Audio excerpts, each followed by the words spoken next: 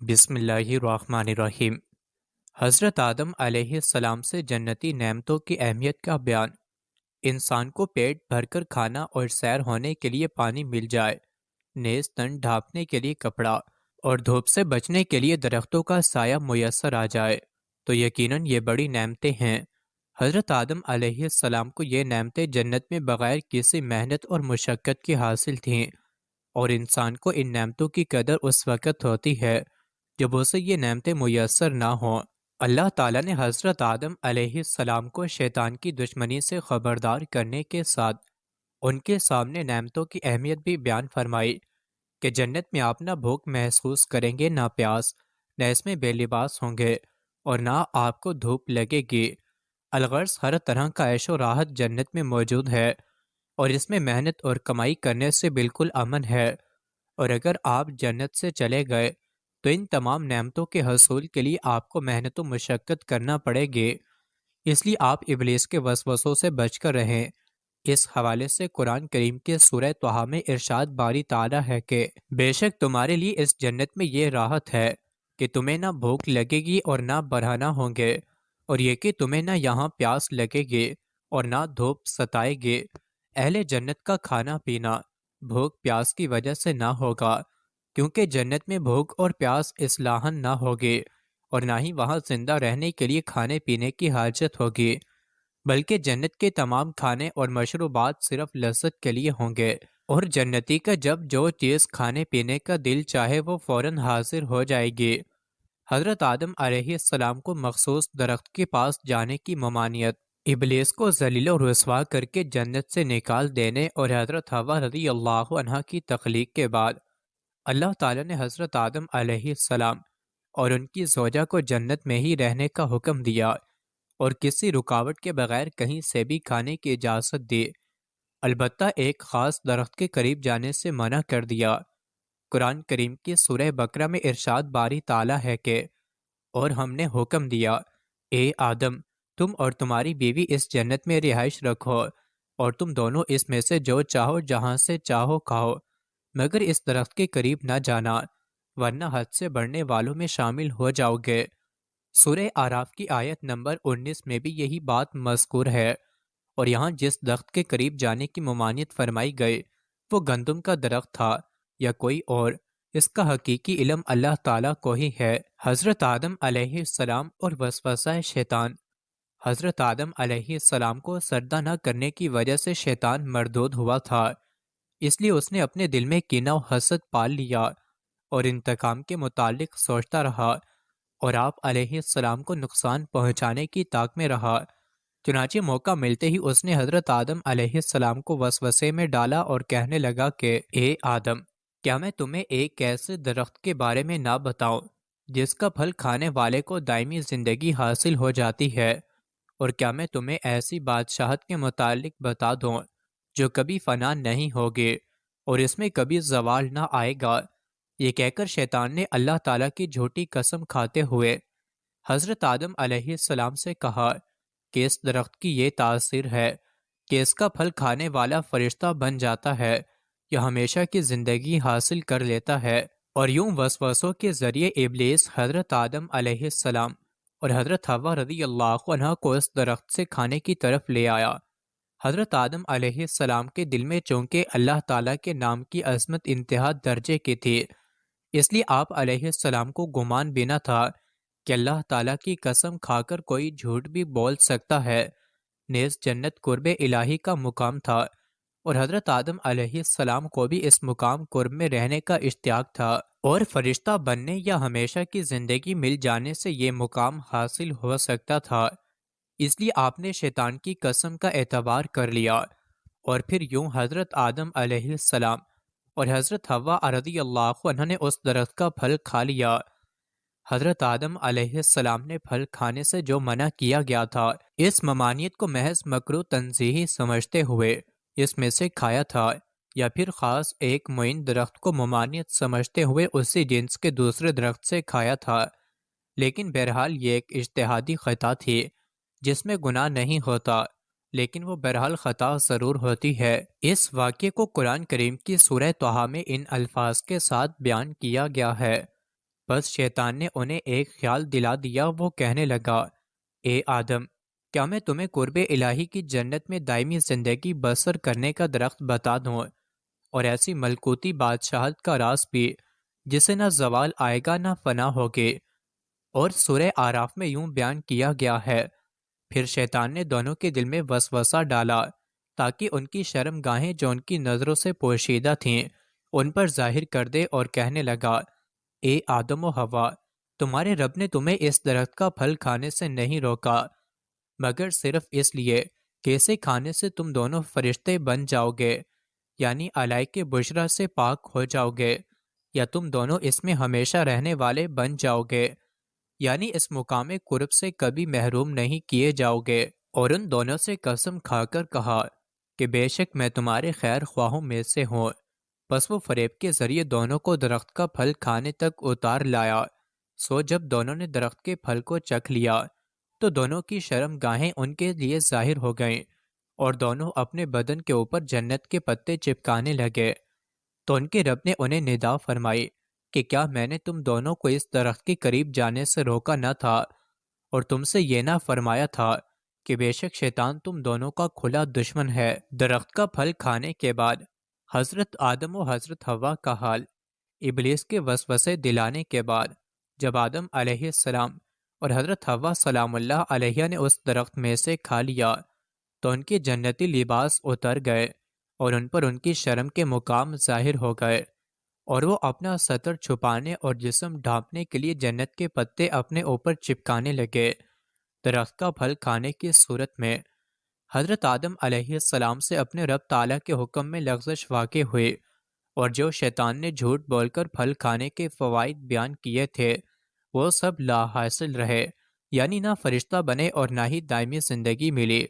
گویا جو مقصد چاہا تھا وہ نہ پایا۔ قرآن مجید کی سورہ طٰہٰ میں یہ واقعہ یوں بیان کیا گیا ہے، سو دونوں نے اس مقام قرب الہی کی لازوال زندگی کے شوق میں اس درخت سے پھل کھا لیا، بس ان پر ان کے مقام ہائے ستر ظاہر ہو گئے، اور دونوں اپنے بدن پر جنت کے درختوں کے پتے چپکانے لگے، اور آدم علیہ السلام سے اپنے رب کے حکم کو سمجھنے میں فرا گزاشت ہوئے، سو وہ جنت میں دائمی زندگی کی مراد نہ پا سکے۔ حضرت آدم و حوا کو ندائے الہی درخت کا پھل کھانے کے بعد حضرت آدم علیہ السلام اور حضرت حوا رضی اللہ عنہ کو اللہ تعالیٰ نے عظمت و جلال سے خطاب فرمایا۔ قرآن کریم کی سورہ اعراف میں ارشاد باری تعالیٰ ہے کہ پس وہ فریب کے ذریعے دونوں کو درخت کا پھل کھانے تک اتار لایا، سو جب دونوں نے درخت کے پھل کو چکھ لیا تو دونوں کی شرم گاہیں ان کے لیے ظاہر ہو گئیں، اور دونوں اپنے بدن کے اوپر جنت کے پتے چپکانے لگے۔ تو ان کے رب نے انہیں ندا فرمائی کہ کیا میں نے تم دونوں کو اس درخت کے قریب جانے سے روکا نہ تھا، اور تم سے یہ نہ فرمایا تھا کہ بے شک شیطان تم دونوں کا کھلا دشمن ہے۔ مفسرین فرماتے ہیں کہ اس آیت میں اللہ تعالیٰ نے حضرت آدم علیہ السلام اور حضرت حوا رضی اللہ تعالیٰ عنہا پر ممنوع کام کرنے پر عتاب فرمایا، اور کھلے دشمن شیطان کے دھوکے میں آنے پر تنبیہ فرمائی، اور اس عتاب کا مقصد بیان کرتے ہوئے علامہ احمد صادی رحمۃ اللہ علیہ فرماتے ہیں کہ حضرت آدم علیہ السلام سے جو کچھ ہوا یہ گرچہ حقیقی طور پر معصیت نہیں، اس کے باوجود آپ علیہ السلام پر عتاب فرمایا گیا، کیونکہ عام نیک لوگوں کی نیکیاں مقرب بندوں کے نزدیک گناہ کا درجہ رکھتی ہیں۔ مراد یہ کہ حضرت آدم علیہ السلام سے وہ کام ہوا جو ان کی شان کے لائق نہ تھا، اس لیے عتاب فرمایا گیا، اور یہ چیز حضرت آدم علیہ السلام کی عظمت کی منافی نہیں، کیونکہ جان بوجھ کر حکم الہی کی نافرمانی کرنا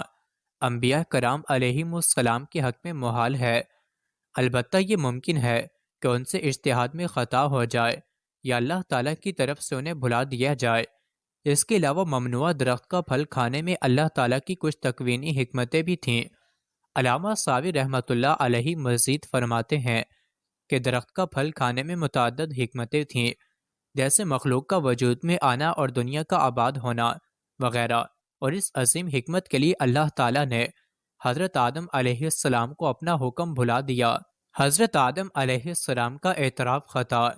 حضرت آدم علیہ السلام اور حضرت حوا رضی اللہ عنہ نے اپنی خطا کا اعتراف کرتے ہوئے بارگاہ الہی میں عرض کی، جسے قرآن کریم کی سورہ آراف میں ان الفاظ کے ساتھ بیان کیا گیا ہے۔ دونوں نے عرض کیا، اے ہمارے رب، ہم نے اپنی جانوں پر زیادتی کی، اور اگر تو نے ہم کو نہ بخشا اور ہم پر رحم نہ فرمایا تو ہم یقیناً نقصان اٹھانے والوں میں سے ہو جائیں گے۔ بعض علماء کے نزدیک اعتراف خطا جنت میں ہوا اور بعض علماء کے نزدیک زمین پر آمد کے بعد ہوا۔ نیز اس آیت میں اپنی جانوں پر زیادتی کرنے سے مراد گناہ کرنا نہیں بلکہ اپنا نقصان کرنا ہے، اور وہ اس طرح کہ جنت کی رہائش چھوڑ کر زمین پر آنا پڑا اور وہاں کی آرام کی زندگی کی جگہ مشقت کی زندگی اختیار کرنا پڑے۔ ابلیس حضرت آدم علیہ السلام کا دشمن کیوں بنا؟ علامہ اسماعیل حقی رحمۃ اللہ علیہ فرماتے ہیں کہ جب ابلیس نے حضرت آدم علیہ السلام پر اللہ تعالیٰ کا انعام و اکرام دیکھا تو وہ ان سے حسد کرنے لگا، اور اس حسد کی بنا پر وہ آپ علیہ السلام کا دشمن بن گیا۔ حضرت آدم علیہ السلام کو کس جنت میں رکھا گیا؟ روایات میں ہے کہ حضرت آدم علیہ السلام اسی مشہور جنت میں رکھے گئے تھے جو بعد قیامت نیکوں کو عطا ہوگی۔ وہ کوئی دنیاوی باغ نہ تھا، اور اس کی بڑی واضح دلیل یہ ہے کہ قرآن کریم میں ہی اللہ تعالیٰ نے فرما دیا کہ اس جنت میں نہ تمہیں دھوپ پہنچے گی اور نہ ہی بھوک پیاس، اور یہ صفات باغات جنت کی ہیں، جبکہ دنیاوی باغ خواہ کتنا ہی گھنا کیوں نہ ہو اس میں دھوپ ضرور ہوتی ہے۔ یہ نہیں ہوتا کہ پورا باغ ڈھکا ہوا ہو اور اس میں اصلاحاً دھوپ نہ آئے۔ حضرت آدم علیہ السلام کی عصمت کا بیان۔ اللہ تعالیٰ نے حضرت آدم علیہ السلام کو تاکیدی حکم دیا تھا کہ وہ ممنوع درخت کے پاس نہ جائیں، لیکن یہ حکم انہیں پوری طرح یاد نہ رہا اور آپ علیہ السلام ممنوع درخت کے پاس چلے گئے، لیکن اس عمل میں اللہ تعالیٰ کی نافرمانی کا قصد نہ تھا۔ اس حوالے سے قرآن کریم کی سورہ طٰہٰ میں ارشاد باری تعالیٰ ہے کہ اور در حقیقت ہم نے اس سے بہت پہلے آدم علیہ السلام کو تاکیدی حکم فرمایا تھا، سو وہ بھول گئے اور ہم نے ان میں بالکل نافرمانی کا کوئی ارادہ نہیں پایا۔ اس مذکورہ آیت میں صراحت ہے کہ حضرت آدم علیہ السلام نے جان بوجھ کر ممنوع درخت سے نہیں کھایا، بلکہ اس کی وجہ اللہ تعالیٰ کا حکم پوری طرح یاد نہ رہنا تھا، اور جو کام سہون ہو وہ نہ گناہ ہوتا ہے اور نہ ہی اس پر کوئی مواخذہ ہوتا ہے۔ انبیاء کرام علیہ السلام کے بارے میں ہمیں کیا عقیدہ رکھنا چاہیے، اس کی وضاحت کرتے ہوئے اعلیٰ حضرت امام احمد رضا خان رحمۃ اللہ علیہ فرماتے ہیں کہ مسلمان ہمیشہ یہ بات ذہن نشیں رکھیں کہ حضرات انبیاء کرام علیہم السلام کبیرہ گناہوں سے متعلقاً اور گناہ صغیرہ کے عمدن ارتکاب اور ہر ایسے امر سے جو مخلوق کے لیے باعث نفرت ہوں اور مخلوق خدا ان کے باعث ان سے دور بھاگے، نیز ایسے افعال سے جو وجاہت و مروت اور معزز لوگوں کی شان اور مرتبے کے خلاف ہیں، قبل نبوت اور بعد نبوت بالا جمع معصوم ہیں۔ حضرت آدم علیہ السلام کی طرف نافرمانی کی نسبت کرنے کا شرعی حکم تلاوت قرآن کریم یا قرات حدیث مبارکہ کے سوا اپنی طرف سے حضرت آدم علیہ السلام یا کسی بھی نبی کی طرف معصیت کی نسبت کرنا، یعنی خدا نہ خواستہ فلاں نبی نے گناہ کیا یا فلاں نبی گناہ گار ہیں کہنا سخت حرام ہے، بلکہ علماء کرام نے اسے کفر بتایا ہے۔ اعلیٰ حضرت امام احمد رضا خان بریلوی رحمۃ اللہ علیہ فرماتے ہیں کہ غیر تلاوت میں اپنی طرف سے سیدنا آدم علیہ السلام کی طرف نافرمانی و گناہ کی نسبت حرام ہے۔ حضرت آدم علیہ السلام کی زمین پر آمد اور قبولیت توبہ۔ جب حضرت آدم علیہ السلام نے ممنوع درخت کا پھل کھا لیا تو اللہ تعالیٰ نے انہیں اور حضرت حوا سلام اللہ علیہا کو حکم دیا کہ تم دونوں اکٹھے جنت سے زمین پر اتر جاؤ۔ یہی حکم حضرت آدم علیہ السلام کی پشت میں موجود ان کی اولاد کے لیے بھی تھا، اور ساتھ ہی انہیں یہ بھی فرمایا گیا کہ تمہاری اولاد میں سے بعض لوگ بعض کے دشمن ہوں گے، دنیا میں ایک دوسرے سے حسد اور دین میں اختلاف کریں گے، نیز زمین میں تمہیں ایک خاص وقت تک ٹھہرنا اور نفع اٹھانا ہے،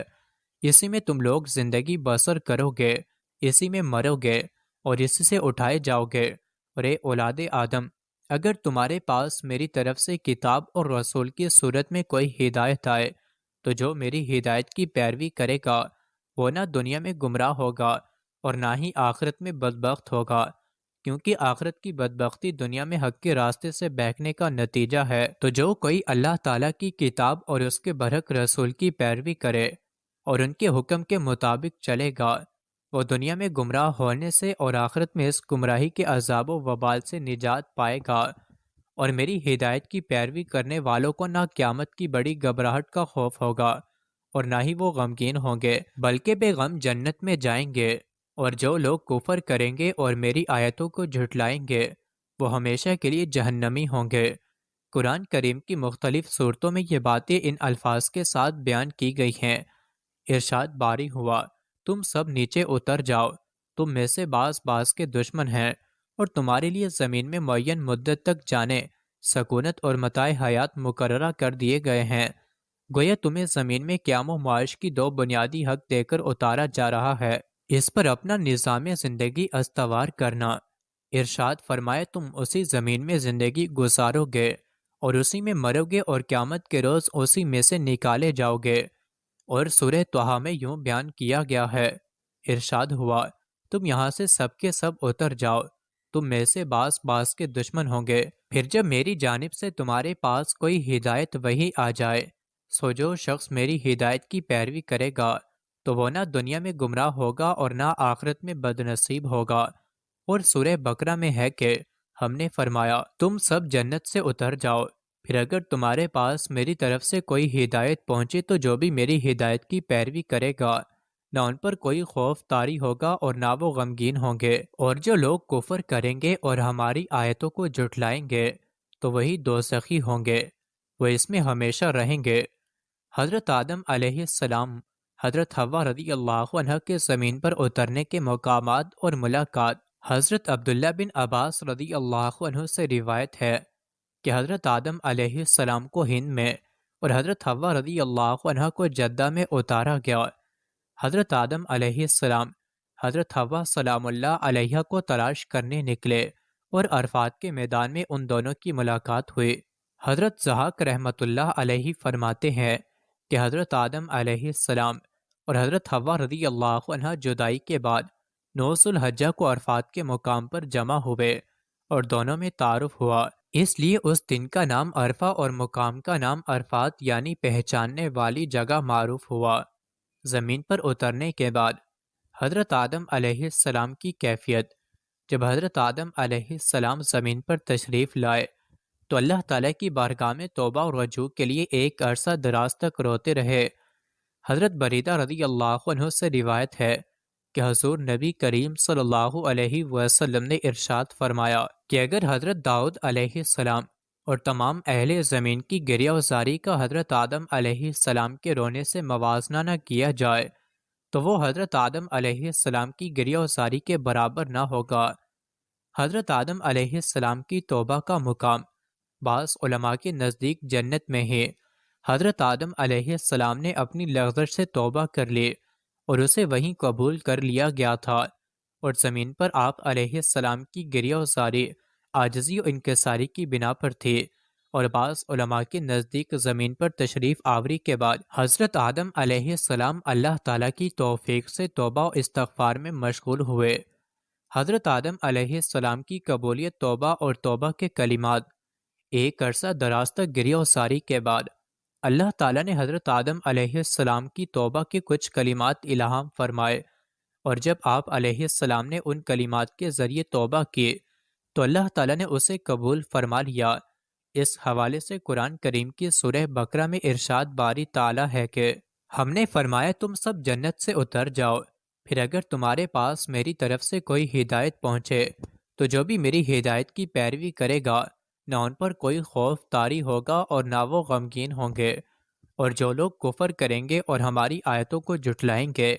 تو وہی دوزخی ہوں گے، وہ اس میں ہمیشہ رہیں گے۔ اور ارشاد فرمایا کہ پھر آدم علیہ السلام نے اپنے رب سے عاجزی اور معافی کے چند کلمات سیکھ لیے، پس اللہ نے ان کی توبہ قبول فرما لی، بے شک وہی بہت توبہ قبول کرنے والا مہربان ہے۔ ایک روایت میں ہے کہ حضرت آدم علیہ السلام نے اپنی دعا میں یہ کلمات عرض کیے جنہیں قرآن کریم کی سورہ اعراف میں ان الفاظ کے ساتھ بیان کیا گیا ہے۔ تو انہوں نے عرض کیا، اے ہمارے رب، ہم نے اپنی جانوں پر زیادتی کی، اور اگر تو نے ہم کو نہ بخشا اور ہم پر رحم نہ فرمایا تو ہم یقیناً نقصان اٹھانے والوں میں سے ہو جائیں گے۔ حضرت عمر بن خطاب رضی اللہ عنہ سے مروی ہے کہ رسول اللہ صلی اللہ علیہ وسلم نے ارشاد فرمایا کہ جب حضرت آدم علیہ السلام سے اجتہادی خطا ہوئے، حضرت عمر بن خطاب رضی اللہ عنہ سے مروی ہے کہ رسول اللہ صلی اللہ علیہ وسلم نے ارشاد فرمایا کہ جب حضرت آدم علیہ السلام سے اجتہادی خطا ہوئے تو انہوں نے عرش کی طرف اپنا سر اٹھایا اور عرض کی کہ اللہ، میں محمد صلی اللہ علیہ وسلم کے وسیلے سے سوال کرتا ہوں کہ تو میری مغفرت فرما دے۔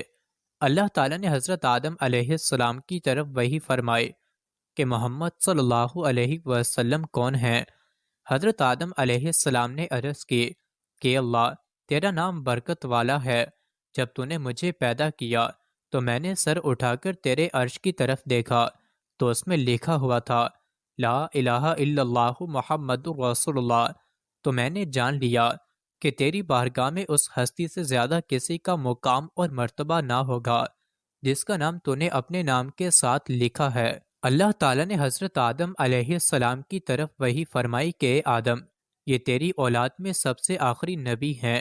اور ان کی امت تمہاری اولاد میں سب سے آخری امت ہے، اور اگر یہ نہ ہوتے تو اے آدم، میں تمہیں بھی پیدا نہ کرتا۔